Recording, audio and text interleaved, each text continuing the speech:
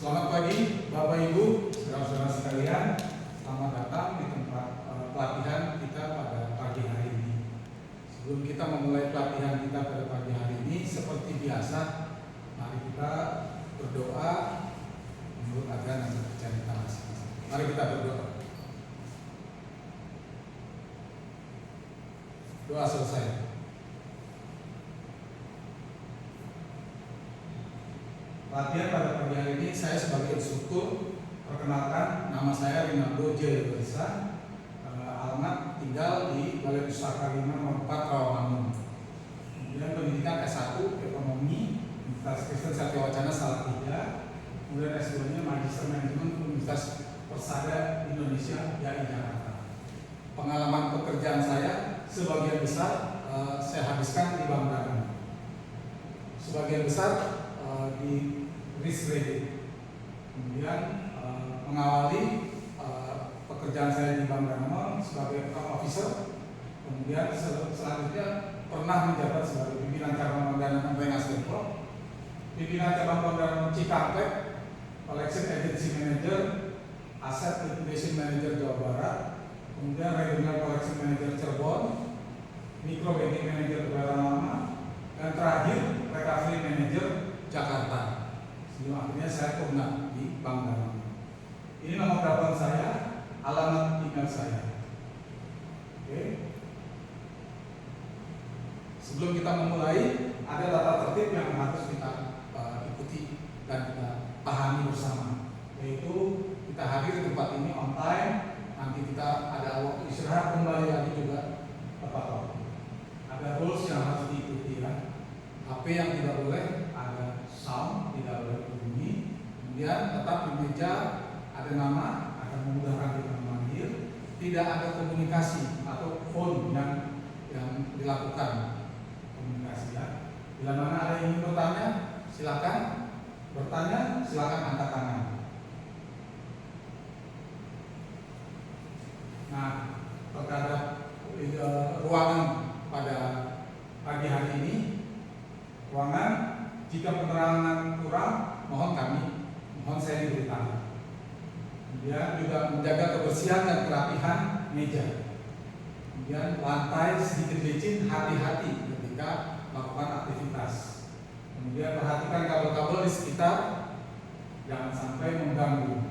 Kemudian ada pintu keluar di belakang, ke toilet ada di depan, samping, seperti itu ya. Absensi tetap harus diisi, oleh karena itu saya bagikan terlebih dahulu. Mohon diisi.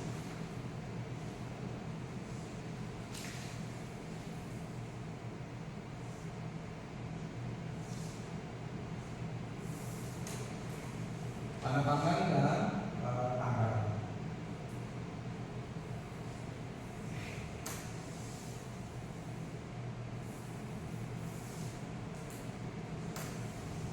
Oke, persepsi. Mengapa kita melakukan pelatihan pada pagi hari ini? Pelatihan yang kita lakukan ini sebagai bagian dari standar kompetensi SKKNI 2020 tahun 2020 nomor 2020 tahun 2018 sebagai bagian daripada pengembangan sumber daya manusia, juga terutama di bidang di dunia industri perbankan agar ada kesamaan. Kemudian SKKNI, Standar Kerja Kompetensi Nasional Indonesia, standarisasi kompetensi karyawan operasional kredit perbankan di seluruh Indonesia, memberikan kualifikasi kerja bagi karyawan perbankan sejajar dengan tenaga kerja di negara-negara lain. Kemudian yang ingin dibawakan pada pelatihan pada pagi hari ini adalah mengelola risiko bank dengan cara mengukur risiko itu bisa diukur. Dalam hal ini mengukur risiko kredit. Salah satunya adalah mengukur risiko kredit. Cara memilih dan mengukur risiko kredit terhadap calon debitur baru. Ya, jadi kita pakai SKKNI nomor 218 tahun 2020, manajemen risiko perbankan. UK-nya adalah K64 MRP 00007.2 dengan judul mengelola risiko kredit. Elemen kompetensi adalah mengukur risiko kredit. Tujuan pelatihan ini dapat memilih metode dan alat pengukuran serta mengukur risiko sesuai dengan strategi bisnis. Risiko di sini adalah risiko kredit. Risiko kredit adalah selanjutnya risiko kredit. Manfaat pelatihan: setelah selesai mengikuti pelatihan, peserta pelatihan diharapkan mampu memilih metode dan alat pengukuran serta mengukur risiko kredit sesuai dengan strategi bisnis. Pertanyaannya, apakah itu risiko kredit? Risiko kredit adalah potensi kerugian yang dapat muncul atau dapat timbul ketika pihak manajemen, pihak peminjam mengalami kesulitan dalam memenuhi kewajiban pinjamannya tiap bulan. Guna meminimalisasi risiko kredit, lembaga keuangan seperti perbankan melakukan analisa kredit yang cermat dan teratur. Pengukuran risiko kredit. Metode pengukuran risiko kredit ada dua, adalah metode kuantitatif, ini melibatkan penggunaan model matematis dan statistik. Kemudian yang kedua adalah metode kualitatif tanpa penggunaan model matematis dan statistik. Alat pengukuran risiko kredit. Bila kita menggunakan metode pengukuran kuantitatif, maka alat pengukuran yang digunakan adalah rekening koran, laporan keuangan. Laporan keuangan adalah neraca rugi laba. Nanti kita akan bisa lihat tampilannya. Bila kita menggunakan metode pengukuran kualitatif, maka alat pengukuran yang digunakan adalah OJK checking, trade checking, 5C atau biasa dikenal 5C, karakter, capability, capital, condition of economy, dan collateral. Kemudian ada juga memorandum permohonan kredit. Jadi setiap pengajuan kredit ada memorandum permohonannya. Dari memorandum permohonan itu akan ada analisanya, apakah ini layak untuk diberikan. Kalau layak, berapa besar yang diberikan kepada peminjam atau calon debitur. Dan juga harus melampirkan dokumen pengajuan kredit. Nah, kita akan bisa lihat dokumen pengajuan kreditnya apa aja. Ini lampirannya. Tadi yang secara kuantitatif adalah rekening koran. Contohnya rekening koran dari seorang calon debitur atas nama XXX, si James, ya, si James. Ini laporan rekening korannya seperti ini. BCA ada mutasinya, ya, ada transaksinya, ada yang masuk, ada yang keluar, ada pengeluaran, ada penerimaan. Ini secara kuantitatif, ya. Kalau secara kualitatif ada memorandum analisa dan putusan kredit detail komersial sebagai contoh. Maaf, tadi 5C tadi apa ya, Pak? 5C, karakter, capability, capital, collateral, condition of economy. Terima kasih. Kemudian, maaf, saya tanya lagi dong. Alat ukur untuk resiko kredit ya Pak, tadi apa ya? Oke. Alat pengukuran risiko kredit itu ada dua. Ada yang secara kuantitatif. Secara kuantitatif itu bicaranya secara angka, ya. Jadi ada angka yang berbicara di situ. Melalui apa? Rekening koran, laporan keuangan. Laporan keuangannya seperti apa? Neraca rugi laba. Kalau yang kualitatif lebih banyak bicara seperti data, ya, relasional. Ya. OJK checking, laporan OJK-nya seperti apa? Ada nggak kredit macetnya? Kemudian trade checkingnya seperti apa? Waktu kita berhubungan dengan supplier maupun dengan pelanggan kita, ada masalah atau enggak di situ? Mereka berbicara di situ bahwa data itu, trade checking itu menunjukkan bahwa ini layak, calon debitur ini layak. Kemudian ada 5C di situ. Karakter dia gimana sih? Sebab calon debiturnya selama ini bisa dilihat dari mana? Didapat dari trade checking seperti itu. Capability-nya, kemampuannya dia untuk membayar, ada perhitungannya nanti di situ. Kemampuan dia untuk membayar kewajibannya seperti itu ke bank yang akan memberikan kreditnya. capital, modalnya dia, kemudian kolateral, ada jaminan yang pasti harus diberikan seperti itu. Kondisi of ekonominya seperti itu. Oke, baik Pak. Terima kasih Pak penjelasan. Ya. Kemudian ada tadi dijelaskan juga yang data secara kualitatif, ya data bukan berupa data angka gitu ya. Ini dia ada KTP, ada NPWP, ada kartu keluarga, sertifikat kolateral, ya. BPKB kolateral juga, kendaraan bermotor dan lain-lain. Ini lampiran buktinya. Kenapa NPWP dibutuhkan? NPWP biasa dipakai kaitannya untuk OJK checking. Adakah historical debitur ini nakal atau tidak? Jadi ada macet atau enggak? Collectability-nya di Bank Indonesia atau di OJK seperti apa? Jadi yang diberikan itu seharusnya adalah yang collectability 1 seperti itu. Kalau masih ada collectability 2 harus diselesaikan dulu agar menjadi collectability 1. Kemudian juga data diri, kartu keluarga, KTP, ya sertifikat ini nanti akan dibawa ke BPN untuk dilakukan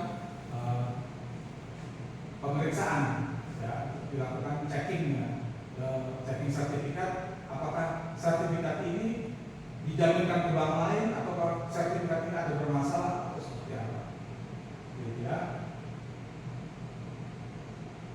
Ini contoh permohonan kreditnya. Ya, tadi yang memorandum pengajuan kreditnya ini analisa secara kualitatif,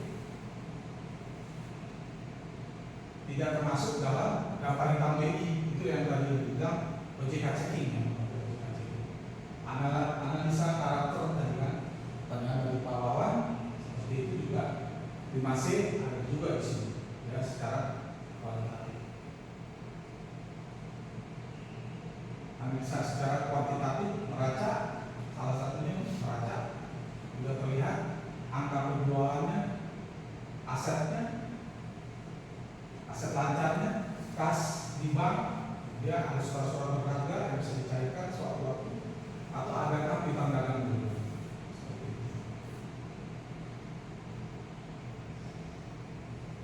Oke, tampilan keuangannya dari neraca keuangan. Oke, apakah semua sudah pada mengerti semua apa yang tadi saya jelaskan di depan? Cukup mengerti saya Pak.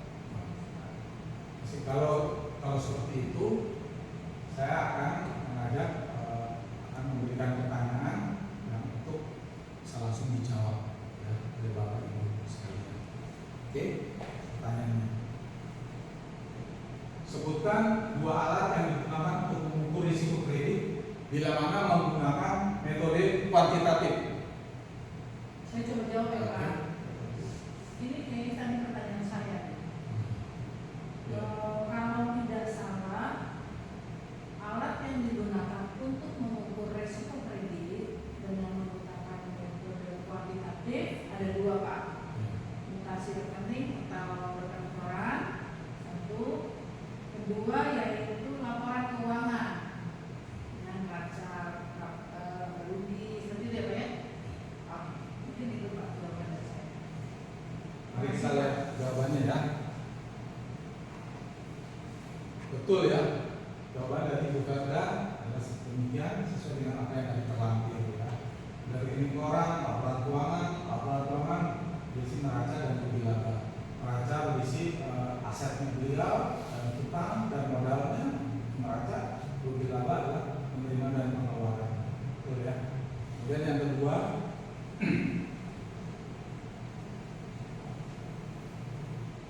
soal yang kedua, sebutkan 2 contoh dokumen pengajuan kredit. Ada yang bisa bantu? Oke, baik.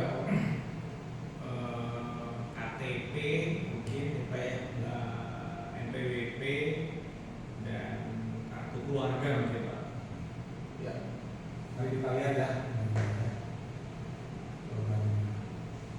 Betul, KTP, NPWP, kartu keluarga, sertifikat kolateral ya, jaminan, sertifikat rumah, tanah, BPKB, kendaraan bermotor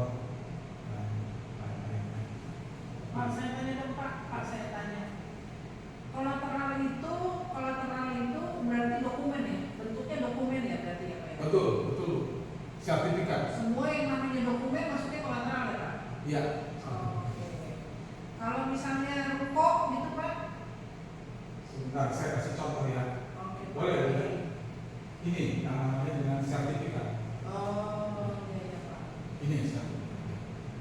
Semua yang jenisnya dokumen itu kolateral ya Pak ya?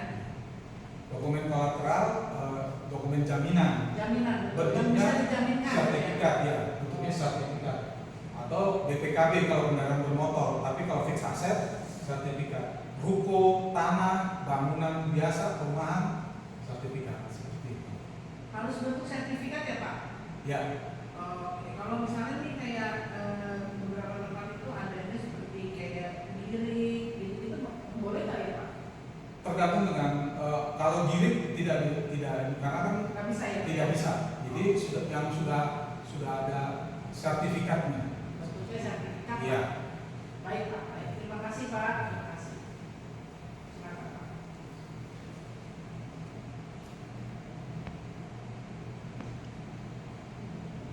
Tadi sudah diskusi soalnya. Oke. Sekarang kita evaluasi ya. Saat melakukan ujian, lembar ujian ini harap dikerjakan dalam waktu 3 menit. Kemudian lembar jawaban dikumpulkan kepada saya. Pilih jawaban yang tepat dan untuk pertanyaan saya berikan jawaban yang singkat dan tepat. Tulis nama jelas dan tanda tangan, ada tempat yang telah disediakan. Jadi kita kerjain sekarang ya Pak? Ya. Yang evaluasi ya? Ya. Oh baik Pak. Baik. Akan dikerjakan dengan 3 menit.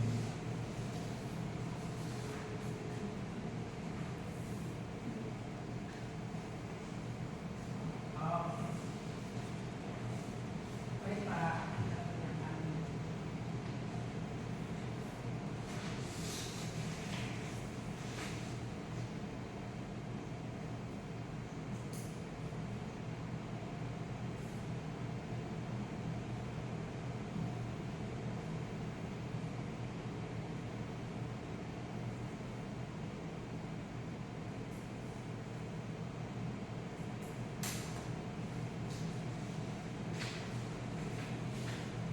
Ini yang saya Pak. Oh iya.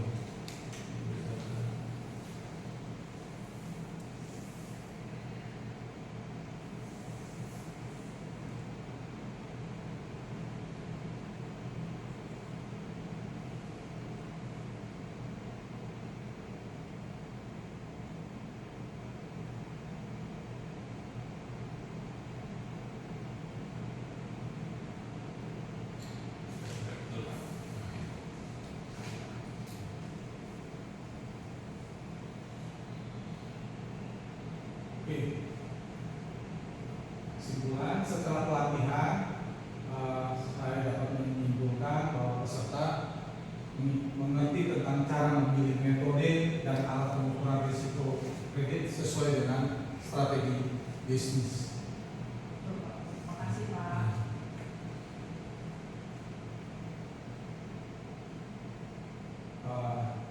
Akan diberikan tugas tambahan ya. Bisa dicatat tugas tambahannya. Sebutkan metode pengukuran risiko kredit yang pertama, kemudian sebutkan alat pengukuran risiko kredit ya. Sebutkan yang pertama, sebutkan metode pengukuran risiko kredit. Yang kedua, sebutkan alat pengukuran risiko kredit. Yang dua Pak ya? Ya, tadi kan sudah dijelaskan dan tadi saya sudah tanya, Bapak Ibu sudah mengerti, dan saya coba kasih diskusi soal dan bisa menjawab. Ya, pertanyaan juga sudah diisi. Ya, tugas dibuat dalam soft copy dan kumpulkan paling lambat hari Jumat tanggal 24 Oktober 2025. Baik email Baik Pak. ke alamat @kasa.aktilestari.com. Oke. Baik Pak. Terima kasih. Pelatihan telah selesai. Sebelum kita mengakhiri, seperti biasa dimulai dengan doa dan diakhiri dengan doa. Mari kita berdoa. Selesai.